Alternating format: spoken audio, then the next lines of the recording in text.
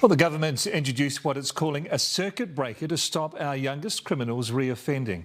Agencies will be expected to work swiftly when offenders under the age of 14 have been caught breaking the law. But youth workers say intervention needs to be earlier and not just an ambulance at the bottom of the cliff. Leighton Hakel reports. A small number of teens behind a major issue that's proving to be a very hot topic.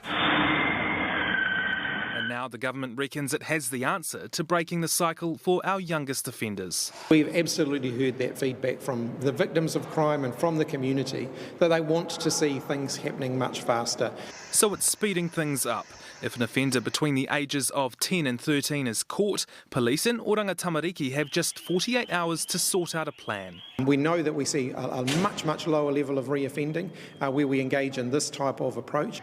And a new approach is needed. Figures obtained by Newshub show the number of youth offenders breaching bail conditions is increasing. In 2020, there was a 15.8% rate of non-compliance. That's risen to 21.6% this year. I think it shows that young people, young offenders, just aren't afraid of consequences. The changes that they're proposing are things that, frankly, I thought were happening anyway. National's sticking by its boot camp plan, but one youth worker wants all politicians to think bigger. We need to start looking at the context around why young people are becoming engaged. Context like a child's background. Police say 79 of the most serious young offenders live in poverty, lack education, experience family harm and grow up around crime. Now, if we actually want to address youth crime, reduce it, we need to look at that environment and see what are we doing to ensure the whole whānau is supported to thrive.